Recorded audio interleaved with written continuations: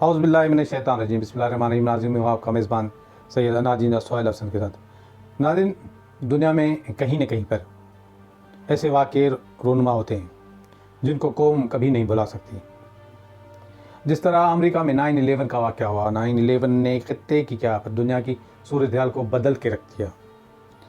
अब ये एक और बहस है कि इस वाक़े के मुहर्रिकात क्या थे, सही क्या है, गलत क्या है। हर तजनिगार जो है वो अपने ज़ाविये से इन चीज़ों को देखता है। 2023 का जो साल था उसमें बहुत सारी चीज़ें हुई। साबिक़ प्राइम मिनिस्टर इमरान खान नियाज़ी जो वज़ीर पाकिस्तान थे, उनके ख़िलाफ़ अदम एतमाद की तहरीक लाई गई। उस तहरीक के हवाले से बहुत सारे ह्यूमर्स भी है, बहुत सारी सच्ची बातें भी हैं। इमरान खान ये कहता रहा कि मेरे वोटरों को ख़रीदा जा रहा है और सिंध हाउस में उनकी भारी कीमत लगाई जा रही है और बहुत सारे लोग जो है उनको प्रेशराइज किया जा रहा है। इमरान खान का ये पहला दौर था जब वो वज़ीर आज़म बने थे। हालांकि सियासत में इससे भी बहुत कड़ी चीज़ें होती है। सियासत में आपको कभी बेनिफिट भी मिलता है, कभी आपको बेनिफिट नहीं भी मिलता है। ये नहीं, ये सौदा जो है वो घाटे का सौदा भी है, फ़ायदे का सौदा भी है। अब किस तरह कोई अवेल करता है, इस अवेल करने की सबकी अपनी सलाहियत होती है।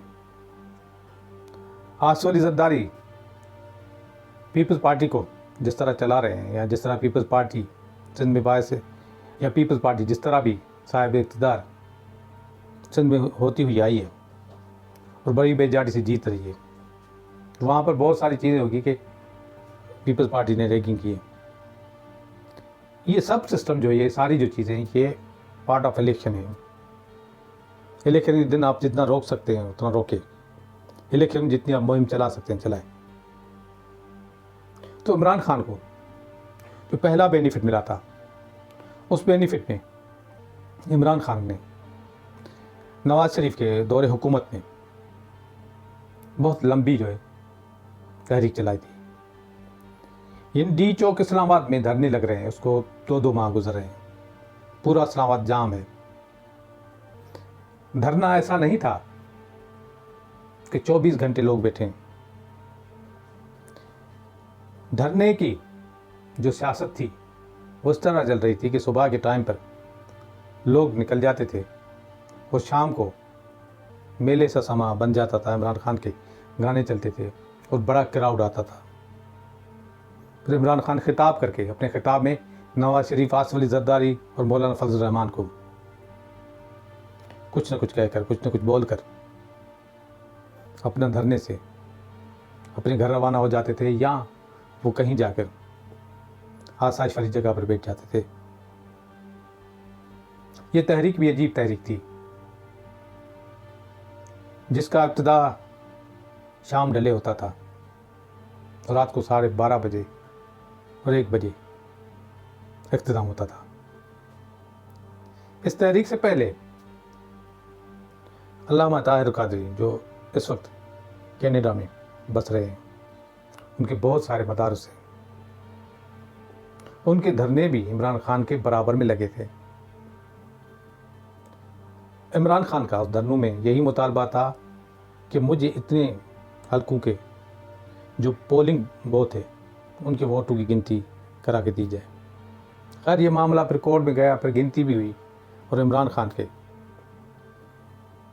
जितने भी नारे थे वो सही निकले और यही हुआ कि जो जीते हुए थे वो जीते हुए नहीं थे, मगर बहुत वक्त गुजर चुका था।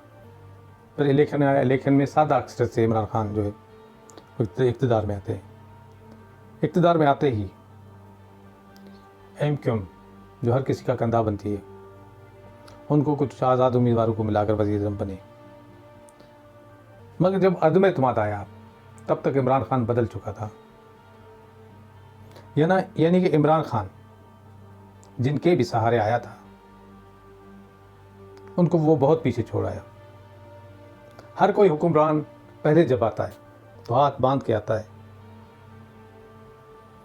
फिर जब उसके जाने की बारी होती है वो कहता मुझे हाथ बांध लो, मैं नहीं जाऊंगा। ऐसे ही कुछ इमरान खान के साथ हुआ और इमरान खान ने ओवर रिएक्शन किया। ये मैं तनकीद नहीं कर रहा हूँ, ओवर रिएक्शन का मतलब ये है कि इमरान खान ने कहा कि साइफर आ गया, साइफर से मेरी हुकूमत जो है वो हटाई गई, गिराई गई, ये बैनुल अक़वामी साजिश है। मैं अपने अक्ल से सोचता हूँ कि कोई भी हुकूमत बगैर साजिश के नहीं गिरती। साजिश किसी की भी हो, एक बंदे की हो, दो बंदूक की हो, या गैर मुल्क की कह लें, मगर गिरने को हुकूमत गिर गई।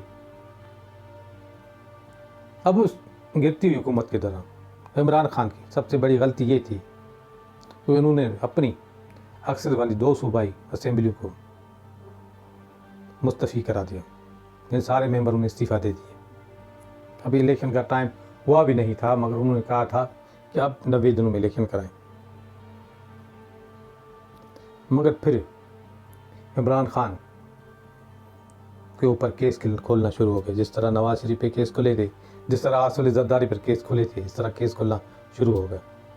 अब केसों की बात करेंगे तो एक एक केस पे बड़ा भी लागू करना पड़ेगा। तोशा खाना से लेके अलकादर ट्रस्ट से लेकर बहुत सारे केस, बुशरा बीवी उनकी बेगम पर केस खुल गए, उनके साथियों पर भी केस होते रहे। मगर एक दौर ऐसा भी मैंने देखा कि जमा पार्क जो है वो एक अलग सल्तनत बना हुआ था और रियासत के अंदर एक रियासत बनी हुई थी। यानी बहुत सारे किलोमीटर पे लोगों के शामियाने लगे थे, वहाँ दुकानें खुली थी, वहाँ पोस्टर आमेदा किए गए थे और इमरान खान के आसपास एक मेला सा लगा हुआ था। उस वक्त की निगरान हुकूमत ने बहुत कोशिश की कि हम इमरान खान को जाके गिरफ्तार करें, मगर वहाँ पर टीयर गैस और पुरतशद्दुद वाक़यात होते रहे, मगर इमरान खान को पकड़ न सके, क्योंकि इमरान खान को पकड़ना बहुत दुश्वार था, इसलिए कि वो रिहायशी इलाका था और वहीं पर माहिर कानूनदान एतज़ार हसन भी रहते थे। बहरहाल इस कशमकश में मैं असल पॉइंट पे आना चाहता हूँ कि इमरान खान वो कोर्ट में पेश नहीं हो रहे थे, मगर बिल आखिर वो कोर्ट में पेश हुए और कोर्ट में पेश होने के बाद उनको रजिस्ट्रार की ऑफिस से पुलिस ने उठा लिया। उस पर ये मीडिया पर दिखाया गया कि ये बेतौकीरी है कोर्ट की, एक बंदे को वहाँ से उठाया गया है।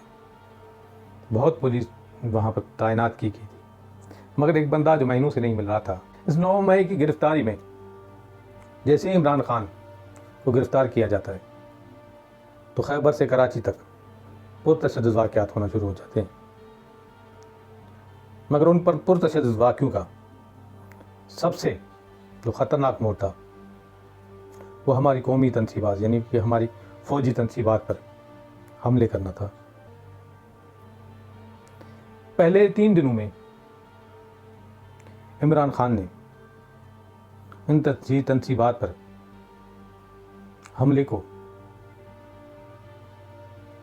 हमला करार देना या हमले की मजम्मत करना सही नहीं समझा। जो ही वक्त गुजरता रहा तो GHQ के पास जो बंदे गए थे, कोर कमांडर लाहौर के पास जहां गाड़ियां जलाई गई, तो फिर ये मौक़िफ़ तब्दील हुआ कि ये चीज़ें जो है तयशुदा थी। यानी कराची टू खैबर ये चीज़ें जो है तयशुदा थी और ये जानबूझकर खुद हाथ से किया है। पर आपने कभी सुना है कि किसी भी आर्मी ने अपने बॉर्डर पर अपने साथियों को मार दिया हो या अपने बॉर्डर की दीवार गिरा दी हो? फिर सिस्टम शुरू होता है जियो फेंसिंग का या जियो फेंसिंग। ये एक टूल है जो आम तरह मार्केट में इस्तेमाल होता था कारोबार के लिए, यानी कि आपके मोबाइल तक आपकी रसाई। इस टूल को फिर जो है मुल्ज़मात के अहदाफ तक पहुंचने के लिए बड़ी अच्छी तरह से इस्तेमाल किया गया। हालांकि शमील हक के कातलों को भी इसी टूल के ज़रिए उनके कातलों तक पकड़ हुई। अब उस बात पर हम कुछ नहीं बोले क्योंकि कातिल पकड़े गए, मगर 9 मई के जो भी शवाहिद इकट्ठे हुए उनमें मैं कितना भी साथ दूँ इमरान खान का, मैं कितनी भी हिमायत करूं और वक्त हुकूमत में मैं कितनी भी तनकीद करूं, मगर ये एक गलती थी, गलती है और गलती रहेगी। ये बाप स्याह बाप के तौर पर याद रखा जाएगा। अब उसके रिएक्शन में बहुत सारी चीज़ें हुई। बहुत सारे जो है तहरीक इंसाफ के लीडरान ने प्रेस कॉन्फ्रेंस करके कहा कि हम मजम्मत भी करते हैं और तहरीक इंसाफ को अलविदा कहते हैं, मगर फिर भी तहरीक इंसाफ वाले कहते रहे कि इन पर तशद्दुद हुआ। मैं ये चीज़ को रद्द नहीं करता कि तशद्दुद हुआ या ना हुआ, मगर मैं फोकस उस बात पे करता हूँ कि 9 मई का वाक़या जो है उसमें तहरीक इंसाफ के बंदे शामिल थे या नहीं थे। मैं यहाँ आपको चौधरी एतजाज़ हसन का मौक़िफ़ से भी वाक़िफ़ कर दूँ कि उन्होंने कहा कि हम ही लाहौर में रहने वाले इतने एहतजाज किए, हम नहीं पहुँच सके इस जगह पर, ये लोग कैसे पहुँच गए। अब लोगों के पहुँचने के सवाल पर आप इस चीज़ को रद्द नहीं कर सकते। इस चीज़ में तहरीक इंसाफ के लोग शामिल नहीं थे। अगर नहीं थे तो प्रूफ करें, तो फिर और कोई थे।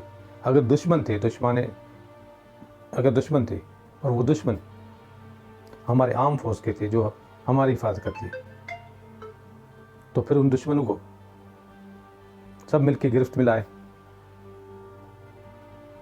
अच्छा, इसके दौरान बयानिया बदलता रहा। बयानिया में ये कहता हूँ कि पहले अमेरिका को साजिश कहा गया और अमेरिका पर, जनरल लियू पर यह पूरा मलबा डाला गया, मगर फिर कहा गया कि अमेरिका हमारा दोस्त है।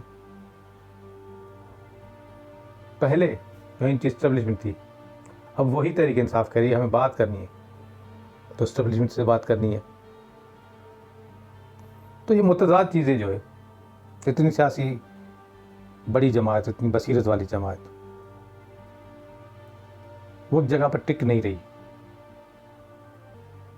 एक साल पहले मेरा भी ये ख्याल था कि तहरीक इंसाफ कम बैक करेगी, मगर आज ये मैं बात कहता हूँ, इमरान खान बहुत अच्छे इंसान हो गए, मगर लीडरशिप की क्वालिटी में उनमें ये चीज़ मैंने नहीं देखी। तो फ़हम व फरासत हो। दूसरी बात, जो उनका एग्रेशन है, उस एग्रेशन ने इस पार्टी को बड़ा नुकसान पहुंचाया है। टू बी ऑनेस्ट में कह रहा हूँ, अगर ये एग्रेशन नहीं होता, ये ज़िद और अना नहीं होती,